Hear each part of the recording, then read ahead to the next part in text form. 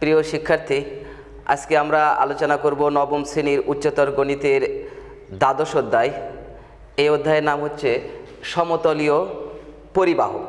এখানে দেখো লিখে রাখছি আমি সমতলীয় পরিবাহক প্লেনার ভেক্টর, অনুশীলনী 12 অর্থাৎ 12। এখন এইটা আলোচনা খুবই গুরুত্বপূর্ণ ক্লাস আজকে তোমাদের।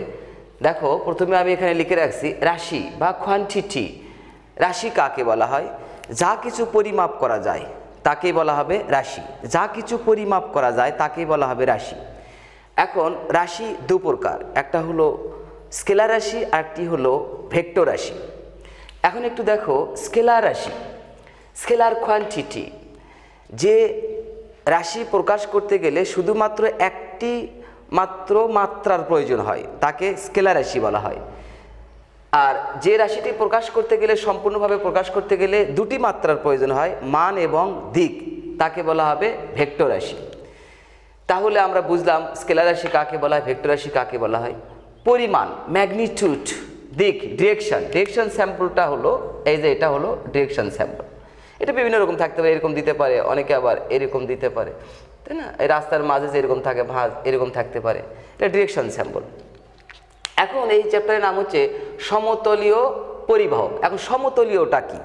এই যে তোমরা বোর্ড দেখতে পাচ্ছ, এই বোর্ডটা হলো সমতল। তাহলে এই ধরনের তলে যে ভেক্টরটা আলোচনা করা হবে তাকে বলা হবে সমতলীয় ভেক্টর। আরেকটা উদাহরণ তোমাদের একটু দেখে দেই, দেখো সেটা হলো যে এই ধরনের তলে যদি আমরা কোনো কিছু আলোচনা করি, এই ধরনের তলে এটাকে বলা হবে গোলকীয় তল। এটার নাম হলো গোলকীয় তল। আর এই ধরনের তলে যদি আলোচনা করা হয় তাহলে বলা হবে সমতল। তাহলে আমরা এই ধরনের তলে আলোচনা করবো, এই জন্য সমতলীয় ভেক্টর। আর এই ধরনের তলে আলোচনা করলে সেটা হবে গোলকীয় ভেক্টর। আশা করি বুঝতে পারছো। তাহলে চলো এবার আমরা এই অধ্যায় শেষে শিক্ষার্থীরা আমরা কি শিখতে পারবো? স্কেলার রাশি ও ভেক্টর রাশি বর্ণনা করতে পারবে, স্কেলার রাশি ও ভেক্টর রাশির প্রতীকের সাহায্যে ব্যাখ্যা করতে পারবে, সমান ভেক্টর, বিপরীত ভেক্টর, অবস্থান ভেক্টর ব্যাখ্যা করতে পারবে, ভেক্টরের যোগ ও যোগ বিধি ব্যাখ্যা করতে পারবে, ভেক্টরের বিয়োগ ও বিয়োগ বিধি ব্যাখ্যা করতে পারবে, স্কেলার ভেক্টরের স্কেলার গুণিতক ও একক ভেক্টর ব্যাখ্যা করতে পারবে, ভেক্টরের স্কেলার গুণিতক ও বন্টন বিধি ব্যাখ্যা করতে পারবে, ভেক্টরের সাহায্যে বিভিন্ন জ্যামিতিক সমস্যার সমাধান করতে পারবে। প্রিয় শিক্ষার্থী, আজকে আমরা সারাটিক্ষণ জুড়ে এইগুলো আলোচনা করব। খুবই গুরুত্বপূর্ণ ক্লাস আজকে তোমাদের, দেখো, কারণ তোমাদের এই নিচের ক্লাসগুলোতে ভেক্টর ছিল না, এই ফার্স্ট তোমাদের ভেক্টর এখানে চলে আসছে। তাহলে চলো প্রথমে আমরা চলে যাব স্কেলার রাশি। স্কেলার রাশি বা অধিক রাশি বা নির্দিক রাশি একই কথা। 5 সেন্টিমিটার, এটা কোনো মান, শুধু মান। আমি বলছি স্কেলার রাশি কাকে বলে, শুধু মান থাকতে হবে। 5 সেন্টিমিটার, 20 মিনিট, 100 টাকা, 10 কেজি, 6 ডিগ্রি সেন্টিগ্রেড তাপমাত্রা, এগুলোকে বলা হয় স্কেলার রাশি। পরীক্ষায় যদি আসে স্কেলার রাশি কোনটি, এটা আমাদের অনেকের ভুল হয়। তাই আমি একটি দেখো শব্দ এখানে লিখেছি, আতা ভদ্র। আতা একজনের নাম, উনি ভদ্র। তাহলে দয়ের অফলা মানে দ্রুতি, ভ মানে ভর, তা মানে তাপমাত্রা, আ মানে আয়তন। এছাড়াও আরও অনেক উদাহরণ আছে, তোমাদের মনে রাখার জন্য আমি এই শব্দটি এখানে ব্যবহার করেছি। চলো শিক্ষার্থীবৃন্দ, এবার আমরা পরের আইটেমে চলে যাব। প্রিয় শিক্ষার্থী, এবার আমি আলোচনা করব ভেক্টর রাশি বা ভেক্টর কোয়ান্টিটি। দেখো ভেক্টর কাকে বলা হয়? যে রাশিটি প্রকাশ করতে গেলে দুটি মাত্রার প্রয়োজন হয়। এখানে মাত্রা হলো একটি মান আর একটা হলো দিক, তাকে কি রাশি বলা হবে? ভেক্টর রাশি বলা হবে। দেখো আমি বোর্ডে লিখে রাখছি ভেক্টর রাশি। তাহলে আমরা কি শিখলাম? ভেক্টর রাশি কাকে বলা হয়? যে রাশি প্রকাশ করতে মান এবং দিক দুটি মাত্রার প্রয়োজন হবে তাকে ভেক্টর রাশি বলা হবে। যেরকম যদি বলা হয় যে ঢাকা থেকে রংপুরের দিকে, তোমরা ঢাকা থেকে রংপুরের দিকে 20 কিলোমিটার যাও, তাহলে ঢাকা থেকে রংপুরের দিকে কয় কিলোমিটার? 20 কিলোমিটার। দিকটা হলো ঢাকা থেকে রংপুরের দিক, আর মানটা হলো 20 কিলোমিটার। এই যে দুটা মাত্রা এখানে প্রয়োজন, এই জন্য এটাকে বলা হবে ভেক্টর রাশি। এখন অসংখ্য অনেকগুলো ভেক্টর রাশি হতে পারে। আমি তোমাদের বোঝার সুবিধার্থে দেখো ভেক্টর রাশি কী কী হতে পারে তার একটা সেন্টেন্স বা শব্দ, এখানে একটা বাক্য লিখেছি। এই বাক্যের বিভিন্ন অক্ষরগুলো দ্বারা আমি এই ভেক্টর রাশিকে তোমাদের সামনে প্রেজেন্টেশন করবো। এখন দেখো, আশা করি ভালো লাগবে, কারণ পরীক্ষায় বিভিন্ন উদাহরণ যখন থাকবে তখন এখান থেকে তুমি দিতে পারবে, বিভিন্ন টিক চিহ্ন আনসার করতে পারবে। দেখো, ভবে সব প্রিয়তম প্রেমে ভাসে। এখানে প্রিয়তমর ক্ষেত্রে আমি 29 অ না লিখে ও ব্যবহার করেছি আমার এটা সুবিধার্থে। দেখো, সেতে সান্দ্রতা, এগুলো সব ভেক্টর রাশির উদাহরণ। ভাতে ভ্রামক, প্রেমেতে প্রাবল্য, মতে মন্দন, ততে ত্বরণ, ওতে ওজন, প্রিয়তে পৃষ্ঠটান, বতে বল, শতে স্মরণ, বেতে বেগ এবং ভতে ভরবেগ। আশা করি সবাই এটা বুঝতে পারছে সুন্দর করে, কারণ এইগুলোই হলো আমাদের ভেক্টর রাশির উদাহরণ। এবার চলো শিক্ষার্থীবৃন্দ, আমরা আলোচনা করব ভেক্টর রাশির জ্যামিতিক প্রতিরূপ। এই জ্যামিতিক প্রতিরূপটা খুবই ইম্পর্টেন্ট। দেখো তোমরা ওই যে প্রথম আইটেমে আমরা লিখেছিলাম কি কি শিখবো এই চ্যাপ্টার শেষে, ভেক্টর রাশির জ্যামিতিক প্রতিরূপ। এখানে একটু দেখো, আমি যদি এই বিন্দুটাকে একটা বিন্দু ধরে নেই এবং এটা একটা বিন্দু ধরে নেই, তাহলে আমি যদি দিক চিহ্নটা এই দিকে দেই, তাহলে তখন এটাকে বলা হবে আদি বিন্দু বা ইনিশিয়াল পয়েন্ট, আর এটাকে বলা হবে প্রান্ত বিন্দু বা টার্মিনাল পয়েন্ট। আমরা বলি না বাস টার্মিনাল, সেইটার মধ্যে হচ্ছে এইটা। তাহলে এইটাকে আমরা দেখো ভেক্টর রাশির জ্যামিতিক প্রতিরূপ, এই যে চিত্রের মাধ্যমে ভেক্টর রাশিটা প্রকাশ করাকে বলা হবে জ্যামিতিক প্রতিরূপ। এখন এইটাকে আমরা লিখতে পারি এই বরাবর, যদি এইটা থাকে, এইটা যদি থাকে এই বরাবর, তাহলে আমরা এ বি, দেখো এ বি এটা লিখতে পারি এটা, অথবা কেউ যদি চিন্তা করে এটা লিখবে, অথবা এ লিখতে পারে, অথবা এটাকে বোল্ড করে লিখতে পারে। হ্যাঁ শিক্ষার্থীবৃন্দ, আশা করি ক্লিয়ার। কেউ যদি বলে না আমি এই দিক থেকে এদিক যাবো না, আমি এদিক থেকে এদিকে আসবো, দেখো সেটাও আমি এখানে লিখে রাখছি। এদিক থেকে যদি এদিকে আমরা আসি, তখন এটাকে বলা হবে আদি বিন্দু। হ্যাঁ আদি বিন্দু, আর এটাকে বলা হবে প্রান্ত বিন্দু, ইনিশিয়াল পয়েন্ট, টার্মিনাল পয়েন্ট। তখন এইটাকে আমরা লিখতে পারবো বি এ। এটা যদি এ হয় তাহলে আমরা লিখতে পারবো বি এ, এ আর এ আমরা বোল্ড করে লিখতে পারবো। আশা করি এটা তোমরা বুঝতে পারছো। ভেক্টর রাশির জ্যামিতিক প্রতিরূপ হচ্ছে এটা। এখন ভেক্টরের প্রকারভেদ, অনেকে আমরা এটা ভুল করি, ভেক্টরের প্রকারভেদ অনেকে আমরা বলি স্কেলার এবং ভেক্টর, কিন্তু আসলে তা নয়। ভেক্টর কত প্রকার? ভেক্টর দু প্রকার, একটা হলো প্রকৃত ভেক্টর, একটা হলো অপ্রকৃত ভেক্টর, অর্থাৎ প্রপার ভেক্টর এবং ইমপ্রপার ভেক্টর। এখানে একটু দেখো প্রকৃত ভেক্টর কাকে বলা হয়। যে ভেক্টরের মান এবং দিক দুটি থাকবে তাকে বলা হবে প্রকৃত ভেক্টর। কীরকম দেখো, ধরো এ একটি বিন্দু, বি আর একটি বিন্দু, এখান থেকে যদি আমরা এই বরাবর নিয়ে যাই, সাপোজ এটা 2 কিলোমিটার। প্রিয় শিক্ষার্থী একটু খেয়াল করো তো, এর থেকে বির দিকে আমরা গিয়েছি, দিক তাহলে এর থেকে বির দিকে, মান 2 কিলোমিটার, তাহলে এটার মানও আছে দিকও আছে, এই জন্য এটাকে বলা হবে প্রকৃতপক্ষে ভেক্টর। এবার অপ্রকৃত ভেক্টর, এখানে একটা গল্প করি। একটা মানুষের দেখতে চোখ আছে, কান আছে, নাক আছে, হাত আছে, পা আছে, তাকে বলা হবে মানুষ।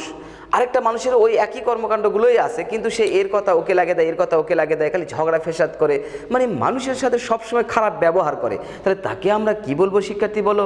হ্যাঁ ঠিক বলেছ, তাকে আমরা বলবো অমানুষ। তাহলে মানুষের মতো দেখতে, কিন্তু মানুষের কিছু গুণাবলী যদি তার মধ্যে কম থাকে, তাহলে তাকে আমরা অমানুষ বলি। তো এটা তাই, এটা অপ্রকৃত ভেক্টর, দেখতে ভেক্টরের মতো, কিন্তু ভেক্টরের কিছু গুণাবলী সেখানে শর্ট থাকবে, কম থাকবে। কীরকম দেখো, এ একটি বিন্দু, এ আরেকটা বিন্দু কি জানো, আরেকটা বিন্দু এর উপরেই আছে, সেটাও ধরো, তাহলে এর উপরে যদি এটা এ হয়, তাহলে আরেকটা বিন্দু যদি ওর উপরেই থাকে, তাহলে সেটাও তো এ হবে, তাই না? তাহলে এ এবং এ দেখতে ভেক্টরের মতো, এই যে ভেক্টর চিহ্ন আছে, কিন্তু এর মান কত? এর মান হচ্ছে 0। ভেক্টর কখনো কি স্কেলার সমান হতে পারে? তাই এটা লেখা যেতে পারে। হ্যাঁ, অথবা কেউ বোল্ড করে ও লিখতে পারে, মানে শূন্য লিখতে পারে, এটা শূন্য।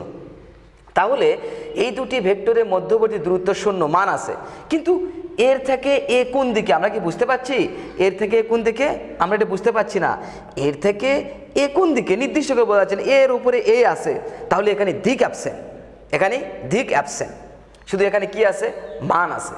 তাহলে ওই যে বলছিলাম, যে মানুষের কিছু গুণাবলী যদি কম থাকে তাহলে অমানুষ বলা হয়। তাহলে এর একটা গুণাবলী কম আছে, দিক নাই, অথচ দেখতে কিন্তু দিক দেওয়া আছে, কিন্তু দিকের কোনো এখানে বৈশিষ্ট্য প্রকাশ পাচ্ছে না, তাই এটাকে বলা হবে অপ্রকৃত ভেক্টর। আর অপ্রকৃত ভেক্টর একটাই, সেটা হলো শূন্য ভেক্টর। তাহলে শূন্য ভেক্টরকে বলা হবে অপ্রকৃত ভেক্টর। আশা করি তোমরা বুঝতে পারছো সবাই। চলো এবার আমরা পরের আইটেমে চলে যাব।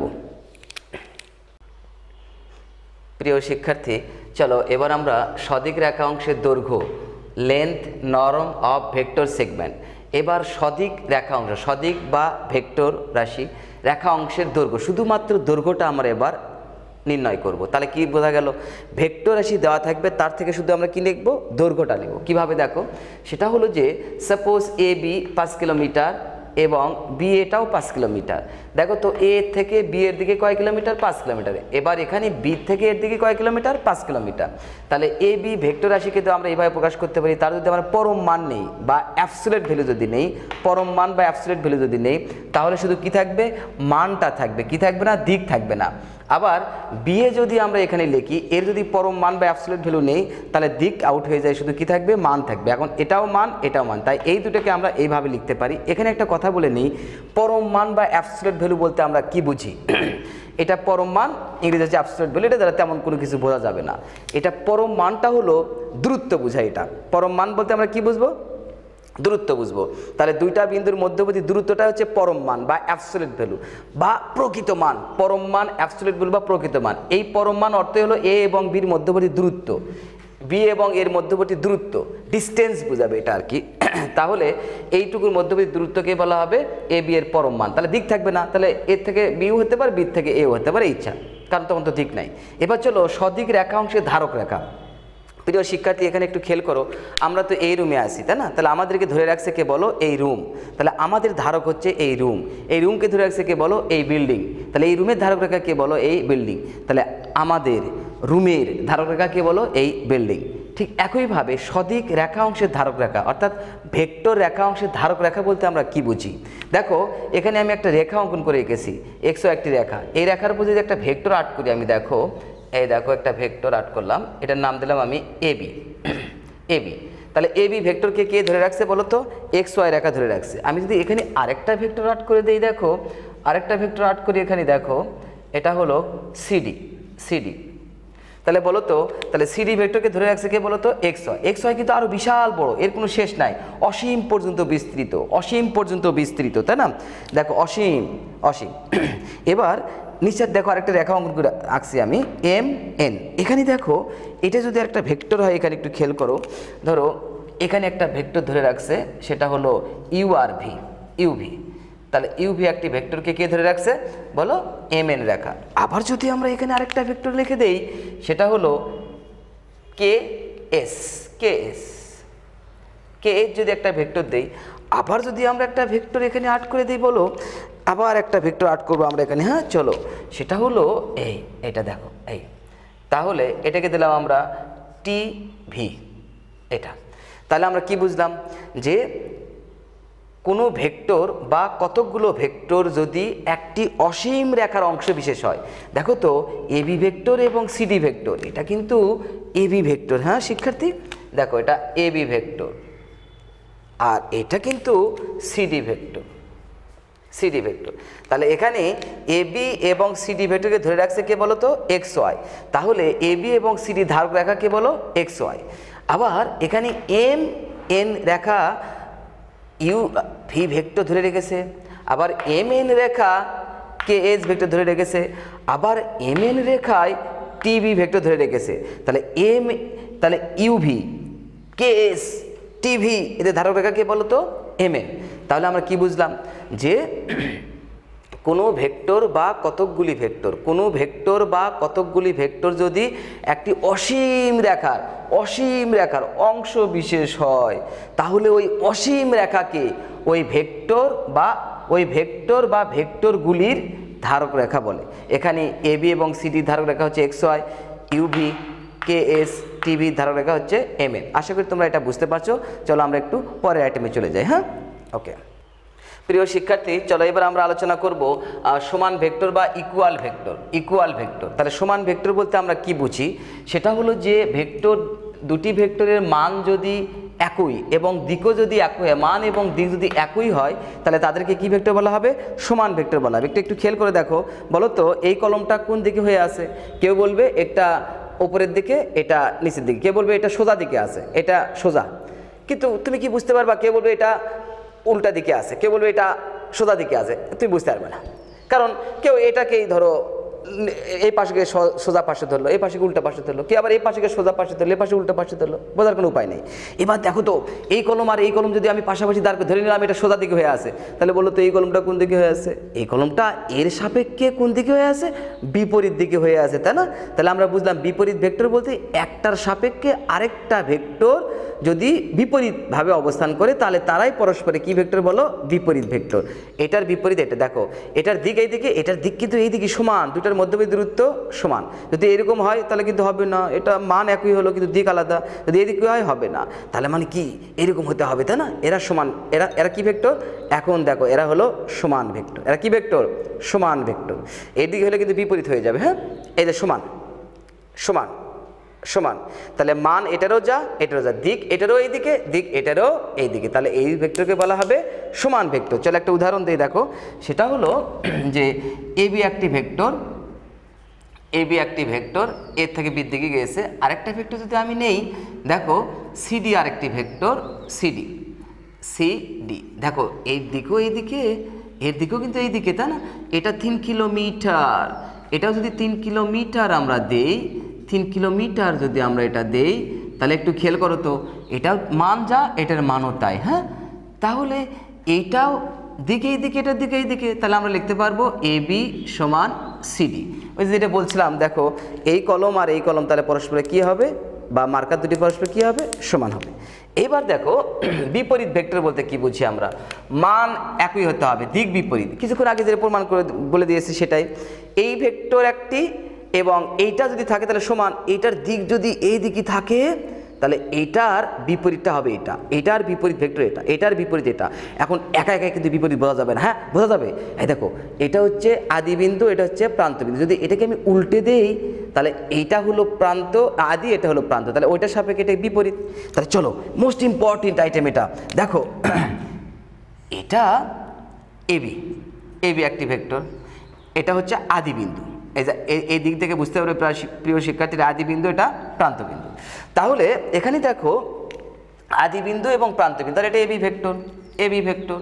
কিন্তু কেউ যদি বলে না এটা আমি এভাবে লিখবো, এভাবে লিখবে সে, এই দিকে দিক দেবে সে, এই দিকে দিক দেবে, তো দিক তো আমার ওদিকে আসে, ও তাহলে বিএ হবে, এই যে বি এ এটা হবে, তাহলে বিয়ে হবে। কিন্তু একটু খেয়াল করো তো, এর আদি বিন্দু হলো এ, প্রান্ত বিন্দু বি, এটা কি হলো?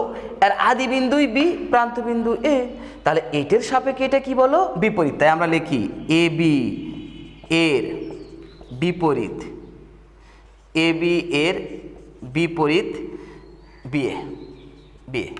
প্রিয় শিক্ষার্থী একটু খেয়াল করো, মজার কাহিনী এখানে, সেটা হলো এ বি সমান আমরা লিখি বিএ, কিন্তু এই যে বিপরীত কথাটি আমরা এত বড় না লিখে সেটা চিহ্নের মাধ্যমে প্রকাশ করি আমরা। হ্যাঁ, এই যে মাইনাস দিয়ে দিই, কিন্তু অনেকে আমরা বলি উল্টে গিয়ে মাইনাস চিহ্ন হয়, কিন্তু আসলে তা নয়, এটা বোঝার জন্য আমরা এটা মনে রাখার জন্য এটা আমরা বলে থাকি। কিন্তু যদি আমাদের A B R B A লেখা হয়, এরা সমান কেন বলো তো? কারণ মান যে একই, এর মানও যা এর মানও তাই, এই জন্য এরা পরস্পরের সমান। কিন্তু আদিবিন্দু এ, প্রান্তবিন্দু বি, এর আদিবিন্দু বি, প্রান্তবিন্দু এ, তাহলে এটার সাপেক্ষে এটা কি বলো? বিপরীত। এই যে বিপরীত চিহ্নটা দেওয়া আছে, আশা করি ক্লিয়ার। এবার দেখো টি একটি ভেক্টর 3 সেন্টিমিটার, কে একটি ভেক্টর 3 সেন্টিমিটার, তাহলে একটু দেখো তো, টি এই দিকে আছে, কে এই দিকে আছে, তাহলে টি এবং কে, টি এবং কে পরস্পরের বিপরীত। আবার একটু খেয়াল করো, এস একটি ভেক্টর এইদিকে আছে 3 কিলোমিটার, আবার কে আরেকটি ভেক্টর এদিকে আছে 3 কিলোমিটার, তাহলে এস এবং কে পরস্পরের সমান, কিন্তু এস এবং কে সমান হলেও এরা বিপরীত, তাই যে মাইনাস। এখন এটার ডান পাশেও মাইনাস কে, এটার ডান পাশেও মাইনাস কে, তাহলে এই ভেক্টর আর এই ভেক্টর পরস্পর কি লেখা যায়? সমান। তাহলে আমরা কি বুঝলাম? যে দেখো এইটা এটার বিপরীত, আবার এইটা এটার বিপরীত, তাহলে এই দুটো পরস্পরে কি হবে বলো? সমান হবে। তাহলে ভেক্টরের ঋণাত্মক বা ধনাত্মক ভেক্টর বলে কোনো ভেক্টর নেই। ভেক্টর হলো দু প্রকার, একটা হলো প্রকৃত ভেক্টর আর একটা হলো অপ্রকৃত ভেক্টর। ভেক্টরের কিন্তু ধনাত্মক ঋণাত্মক বলে কোনো কিছু নেই। ভেক্টর সবসময় ভেক্টর। এখানে দু প্রকার, একটা হলো প্রকৃত, একটা হলো অপ্রকৃত। এটা কিন্তু ঋণাত্মক ভেক্টর আমরা বলে থাকি, কিন্তু এটা কিন্তু ঋণাত্মক ভেক্টর নয় প্রিয় শিক্ষার্থী। এটা কি ভেক্টর? এটাকে বলা হবে বিপরীত ভেক্টর। অনেকে আমরা ঋণাত্মক ভেক্টর বলে থাকি, কিন্তু না, এটা কি ভেক্টর হবে বলো? বিপরীত ভেক্টর। আশা করি ক্লিয়ার, বুঝতে পারছো। চলো এবার আমরা পরের আইটেমে চলে যাব। প্রিয় শিক্ষার্থী, এবার আমরা আলোচনা করব ভেক্টরের যোগ। চলো, অ্যাডিশন অফ ভেক্টর। তাহলে ভেক্টরের যোগ বলতে আমরা কি বুঝি দেখো, এখানে ধরে নেওয়া হয়েছে এ ও বি দুটি প্রকৃত ভেক্টর বা ভেক্টর। তাহলে এ ভেক্টরে আমি দেখো এখানে চিত্র 8 করে রেখেছি। এ ভেক্টরের আদি বিন্দু হলো এ, প্রান্ত বিন্দু হলো বি। তাহলে কতকগুলো ভেক্টর যদি এমনভাবে অঙ্কন করা হয় যে একটি ভেক্টরের প্রান্ত বিন্দু থেকে অপর একটি ভেক্টরের আদি বিন্দু যদি হয়, তাহলে সেইগুলো ভেক্টরকে একত্রে যোগ ভেক্টর বলা হয়। কীরকম দেখো, এ একটি ভেক্টর যার আদি বিন্দু হলো এ, প্রান্ত বিন্দু বি। আবার একটু খেয়াল করো, বি আর একটি ভেক্টর যা আদি বিন্দু হচ্ছে বি। একটু খেয়াল করছো কি, এ ভেক্টরের প্রান্ত বিন্দু যা, বি ভেক্টরের আদি বিন্দু তাই। তাহলে এই দুটি ভেক্টরকে আমরা যোগ ভেক্টর বলবো, এই যে এ প্লাস বি। ওকে, আবার দেখো যদি এরা সমান্তরাল হয়ে যায়, এ ভেক্টরের আদি বিন্দু হলো এইটা, প্রান্ত বিন্দু হলো বি, আবার বি ভেক্টরের আদি বিন্দু এটা, প্রান্ত বিন্দু এটা, তাহলে এটাও লেখা যায় এ প্লাস বি, যে এ প্লাস বি। এখানে একটা কথা বলে রাখি, শুধুমাত্র এটা যে দুটি ভেক্টরের ক্ষেত্রে তা কিন্তু নয়, এটা অসংখ্য ভেক্টরের ক্ষেত্রে হতে পারে, দুই বা ততোধিক ভেক্টরের ক্ষেত্রে হতে পারে। এটাকে বলা হয় polygon of vectors. Polygon of vectors, polygon মানে বহুভুজ অফ ভেক্টর, ভেক্টরের বহুভুজ সূত্র বলা যেতে পারে এটাকে। চলো এবার ভেক্টরের, আশা করি এটা সব বুঝতে পারছো, ভেক্টরের যোগের ত্রিভুজ বিধি, triangle law of addition vector. তাহলে ভেক্টরের যোগের ত্রিভুজ, তাহলে ত্রিভুজ হতে গেলে ভেক্টরগুলোকে কি হওয়া যাবে না, সমান্তরাল হওয়া যাবে না, মানে এই আকৃতির হওয়া যাবে না ত্রিভুজ গঠন করতে হলে। হ্যাঁ, কীরকম দেখো, যদি এ একটি ভেক্টর হয়, এ একটি ভেক্টর হয় এ, তাহলে আদি বিন্দু হলো এ, প্রান্ত বিন্দু হলো বি। আশা করি ক্লিয়ার বোঝা যাচ্ছে এটা। এবার চলো আরেকটি ভেক্টর দেখো, যদি এই প্রান্ত বিন্দু থেকে আমরা আরেকটি ভেক্টর আট করে দিই, এটাকে যদি আমরা সি দেই, তাহলে এর আদি বিন্দু হলো বি, প্রান্ত বিন্দু হলো সি। তাহলে তখন আমরা এই এ থেকে এই যে যোগ করে যদি দেই, তাহলে ত্রিভুজ হয়ে গেল। তাহলে এখন আমরা কি বুঝলাম, ভেক্টরের যোগের ত্রিভুজ বিধিটা কি, একটি ভেক্টরের আদি বিন্দু, একটি ভেক্টরের আদি বিন্দু এইটা, প্রান্ত বিন্দু এটা, এর প্রান্ত বিন্দু এই ভেক্টরের আদি বিন্দু যদি একই হয়, তাহলে প্রথম ভেক্টরের আদি বিন্দু থেকে দ্বিতীয় ভেক্টরের প্রান্ত বিন্দু বরাবর যে ভেক্টরটি অঙ্কন করা হবে, যে রেখা অংশটি অঙ্কন করা হবে, সে রেখাংশ বরাবর এই দুটি ভেক্টরের যোগফল ভেক্টর হয়। দেখো এ প্লাস বি, দেখছো তাহলে কি দাঁড়ালো, তাহলে দাঁড়ালো A B plus BC equals AC. Okay, AC. এখন এ বির মান কত, এ, আর বিসির মান কত, বি, আর এসির মান কত, এসির মানে যে এসি। তাহলে আমরা শিখে ফেললাম কিন্তু প্রিয় শিক্ষার্থী। হ্যাঁ, দেখো অতএব এসি সমান A vector plus B vector. তাহলে এটাকে বলা হয় ভেক্টরের যোগের ত্রিভুজ বিধি। এটা মোস্ট ইম্পর্টেন্ট, কিন্তু অনেকগুলো ম্যাথ করার ক্ষেত্রে এটা আমরা কাজে লাগাবো। হ্যাঁ, এইবার চলো আমরা পরের আইটেমে চলে যাব।